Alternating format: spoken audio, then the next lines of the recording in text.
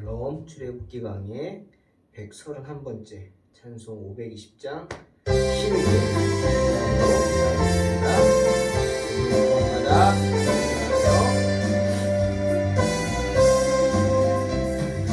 듣는 사람마다 복음 전하여 복스러운 소식 그 거칠세 모든 사람에게 전할 소식을 어느 누구나 오라 어느 누구나 주께 나오라 어서 와서 주의 말씀 들으라 하늘 아버지가 오라시니 어느 누구나 오라 오는 사람들은 지체 말고서 문 열었을 때에 들어오시오 생명 기름 오직 구주 예수님 어느 누구나 오라 할렐루야 어느 누구나 주께 나오라 어서 와서 주의 말씀 들으라 하늘 아버지가 오라시니 어느 누구나 오라 언약하신 대로 이룰 것이 누구든지 언약 받을 수 있네 아멘 받는 사람에겐 생명이로다 어느 누구나 오라 할렐루야 어느 누구나 주께 나오라 어서 와서 주의 말씀 들으라 하늘 아버지가 오라시니 어느 누구나 오라 한 번 더 듣는 사람마다 복음 전하여 복스러운 소식 두루 거칠세 모든 사람에게 전할 소식을 어느 누구나 오라 어느 누구나 주께 나오라 어서 와서 주의 말씀 들으라 하늘 아버지가 오라시니 어느 누구나 오라 오는 사람들은 지체 말고서 문 열었을 때에 들어오신 생명길은 오직 구주 예수님 어느 누구나 오라 할렐루야 어느 누구나 주께 나오라 어서 와서 주의 말씀 들으라 하늘 아버지가 오라시니 어느 누구나 오라 네 언약하신 대로 이룰 것이니 누구든지 언약 받을 수 있네 받는 사람에겐 생명이로다 어느 누구나 오라 할렐루야 어느 누구나 주께 나오라 어서 와서 주의 말씀 들으라 하늘 아버지가 오라시니 어느 누구나 오라 아멘 주님 앞에 나아가는 자마다 생명을 얻을 줄로 믿습니다. 아멘. 출애굽기 36장 35절로 38절 봉독합니다. 그가 또 청색, 자색, 홍색 실과 가늘게 꼰 배실로 휘장을 짜고 그 위에 그룹들을 정교하게 수놓고 조각목으로 네 기둥을 만들어 금으로 쌌으며 그 갈고리는 금으로 기둥의 네 받침은 은으로 부어 만들었으며 청색, 자색, 홍색 실과 가늘게 꼰 배실로 수놓아 장막문을 위하여 휘장을 만들고 휘장문의 기둥 5과 그 갈고리를 만들고 기둥 머리와 그 가름대를 금으로 쌌으며 그 5받침은 노시였더라. 아멘. 오늘 성경은 하나님의 성소로 들어가는 장막문과 성소 안에 있는 구분된 성소와 지성소, 그것을 나누는 칸막이 시설에 대한 말씀을 하고 계십니다. 먼저 성소와 지성소입니다. 성소는 이렇게 구분되어 있어요. 성소가 있고 바깥 성소가 있고 안 지성소가 있고 이렇게 둘로 구분되어 있습니다. 그 구분은 휘장으로 쳐서 구분했죠. 커튼을 쳤다는 거죠. 성소 중간에 조각목으로 만든 4개의 기둥을 세우고 금 갈고리로 연결된 그 휘장들, 그룹들을 정교하게 수놓은 청색, 자색, 홍색 실, 가늘게 꼰 배실. 이 말은 화려하게 했다는 거죠. 그렇게 화려하게 만든 휘장을 중간에 쳐서 성소와 지성소를 구분했습니다. 여기에 대한 이야기는 출애굽기 26장 31절로 33절에 아주 구체적으로 나와 있죠. 한번 읽어보시기 바랍니다. 이 지성소 안에는 뭐가 있냐면 하나님의 언약궤가 보관되어 있죠. 하나님의 언약궤 안에는 3가지가 들었죠. 아론의 쌍난 지팡이, 이것은 지도자의 리더의 권위를 상징하고, 그 다음에 하나님의 말씀이 든 언약 그 10계명 돌판 말씀, 그 다음 또 뭐예요? 만나가 든 금항아리, 먹고 사는 것 하나님이 책임져 주신다, 그런 거죠. 그 3가지가 이 언약궤 안에 보관되어 있습니다. 그리고 이 지성소에는 1년에 단 한 번, 그것도 아무나가 아니라 그해 대제사장으로 뽑힌, 제사장 중에서 대제사장으로 뽑힌 사람만이 그것도 준비된 모습으로 들어가서 제사장의 직분, 하나님 앞에 향을 피우는 그 직분을 감당했습니다. 그런데 조금 한번 짚고 넘어가야 될 것, 제사장의 복장 중에 눈에 띄는 것이 한 가지 있어요. 바로 제사장들은 에봇이라는 것을 걸쳤죠. 에봇에 12가지 보석, 12지파를 상징하는 보석이 있는 그 에봇을 걸치는데, 그 에봇을 걸치는 받침옷, 옷을 입고 그 위에 조끼처럼 에봇을 걸치는데, 그 받침 겉옷에 관한 아주 재밌는 이야기가 있습니다. 출애굽기 28장 33절에 이렇게 돼 있어요. 그 옷 가장자리로 돌아가며 청색, 자색, 홍색 실로 석류를 수놓고 금방울을 간격을 두어 달라. 재밌죠? 옷에다가 석류를 수놓는 건 뭐 알겠지만 금으로 만든 방울을 간격을 두고 옷에다가 달라 그랬어요. 뭐 애들 뭐 이쁘게 하려고 다는 것도 아닌데, 제사장, 그것도 그 대제사장의 그 겉옷 받침, 에봇 받침 겉옷에, 에봇 받침 겉옷에 금 방울을 만들어서 간격을 두고 막 조밀조밀하게 달라 그랬어요. 에봇을 받쳐 있는 겉옷 아랫자락에 돌아가면서 금종을 달라.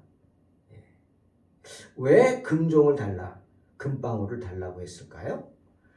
이유는 2가지입니다. 하나는 제사장이 그 옷을 입고 들어가서 움직일 때마다 어떻게 되겠어요? 금방울 소리가 나겠죠. 아주 청아한 금방울의 소리가 날 겁니다. 그러면 그 소리를 듣고 밖에서도 다 들리죠. 울리는 소리가 딸랑딸랑딸랑. 그러면 지금 성소 밖에 백성들은 들어가지도 못하고 하나님 앞에 제사 드리는 그 시간에 함께 제사 드리겠다고 나와 있어요. 그러면 제사장이 지성소에 들어가서 금방울 소리가 나면 밖에 있는 사람들이 아는 거죠. 아, 지금 제사장이 지성소에 들어가서 하나님을 만나고 있구나.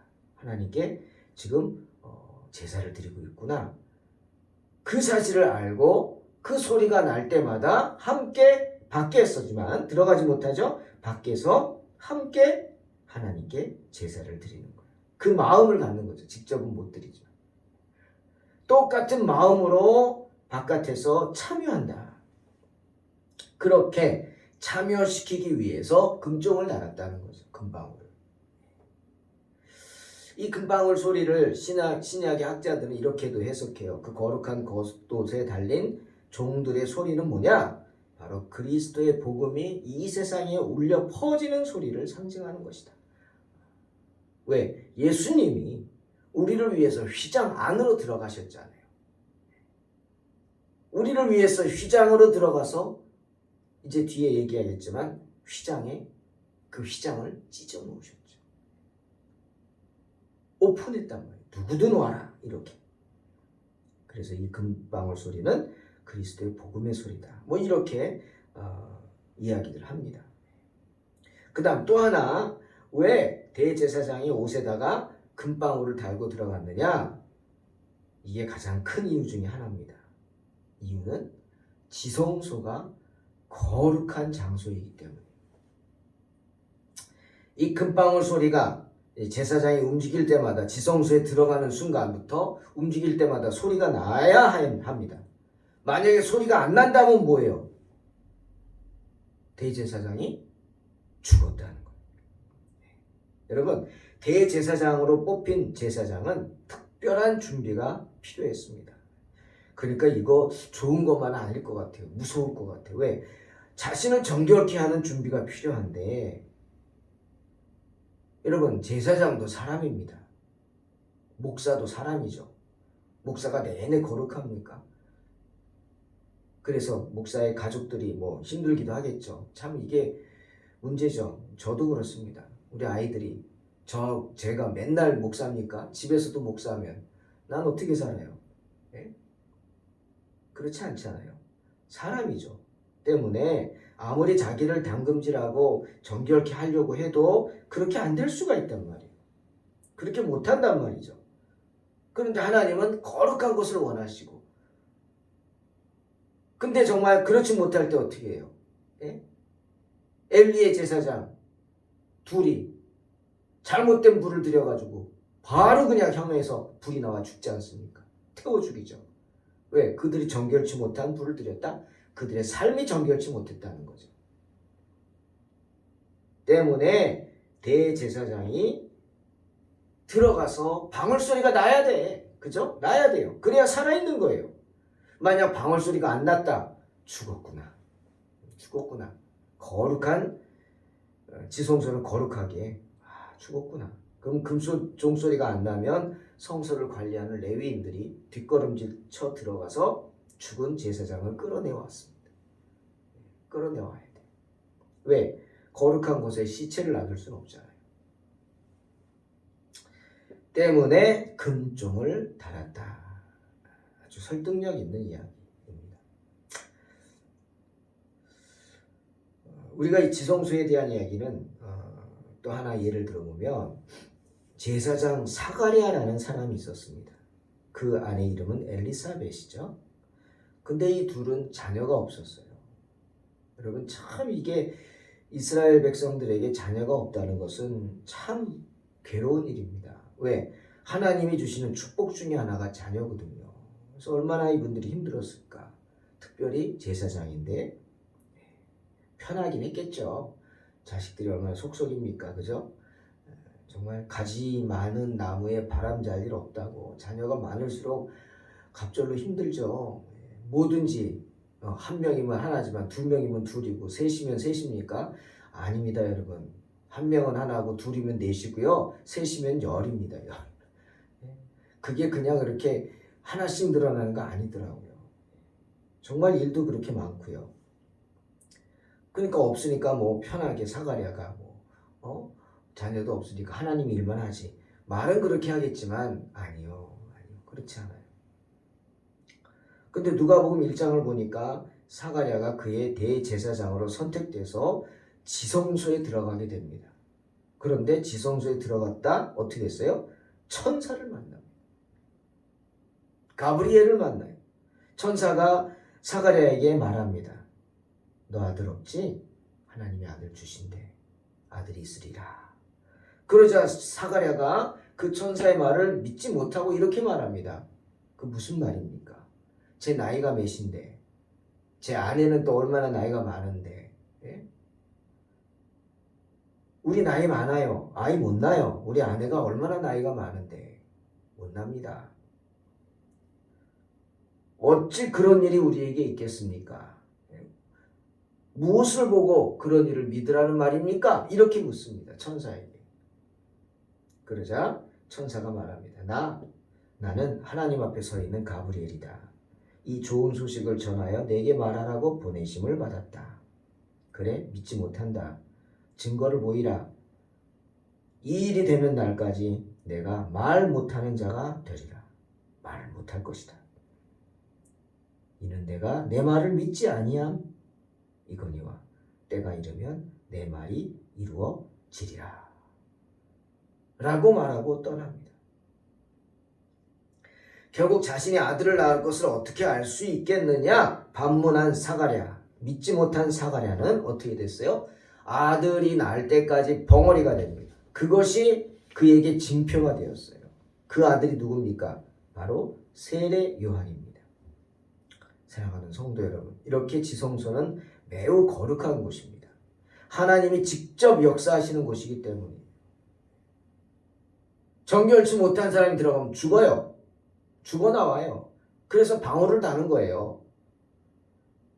때문에 아무리 제사장이라 할지라도 함부로 지성소에 접근하지 못하는 거예요.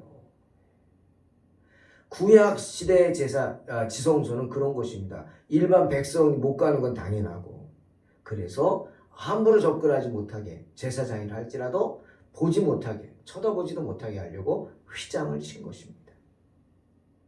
하지만 신약 시대는 다릅니다. 하나님의 독생자가 이 땅에 오셨죠? 그래서 어떻게 하셨어요? 임마누엘 하셨어요. 임마누엘 무슨 뜻이에요? 마태복음 1장 23절에 나오죠. 보라, 처녀가 잉태하여 아들을 낳을 것이요 그의 이름은 임마누엘이라 하리라 하셨으니 이를 번역한즉 하나님이 우리와 함께 계시다 합니다.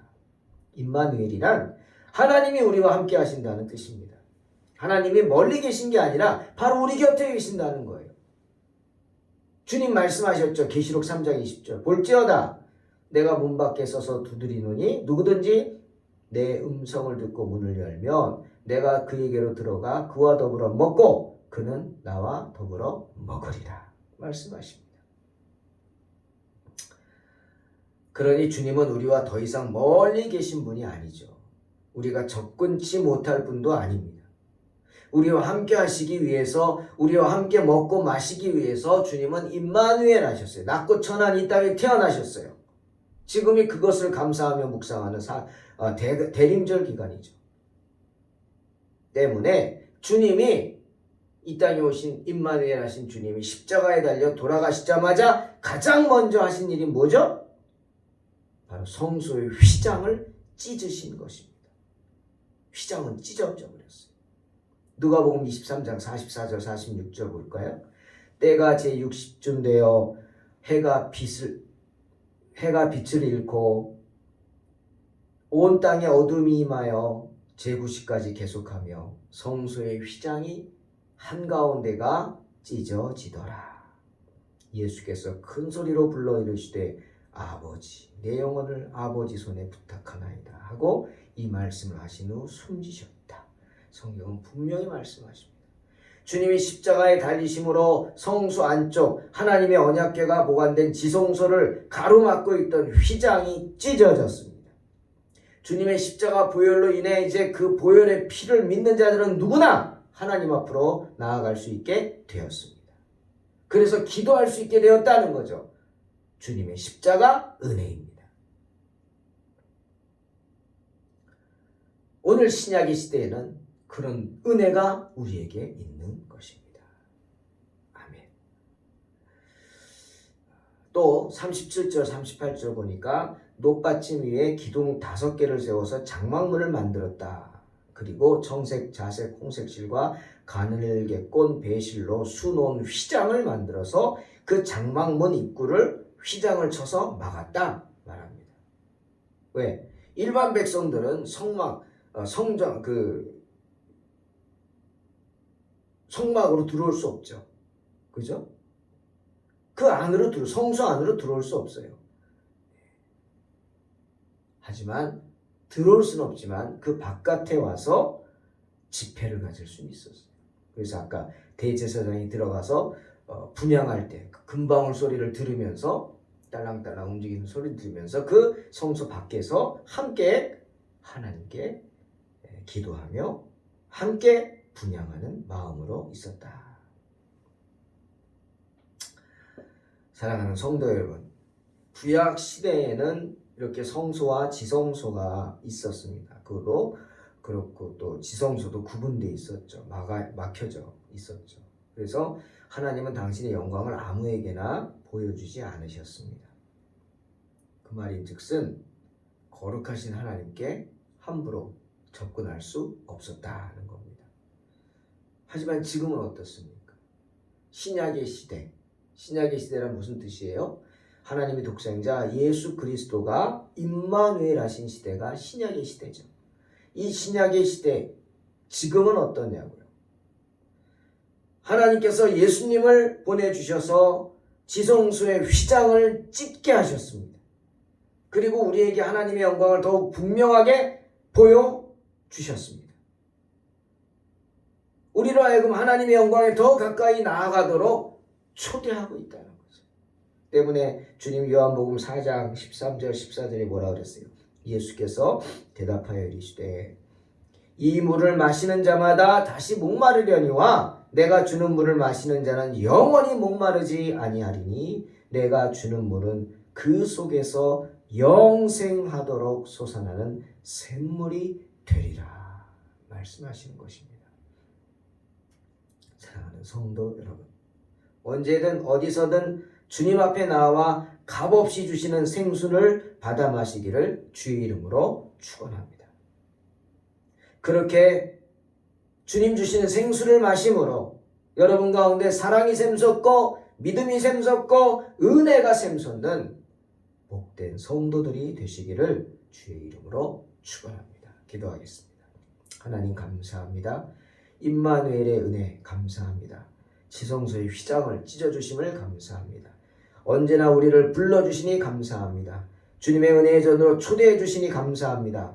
언제든지 주님 앞에 나와 샘솟는 영생수 샘물을 마시게 하시니 감사합니다. 주님, 그 은혜를 누리는 복된 성도 되게 하여 주셔서 언제나 우리 가운데 사랑이 샘솟고 믿음이 샘솟고 은혜가 샘솟는 복된 성도들 되게 하여 주시고 우리 동탄 소망교회가 샘솟는 교회가 되게 축복하여 주시옵소서. 예수님의 이름으로 기도하옵나이다. 아멘. 믿음으로 승리하시기 바랍니다.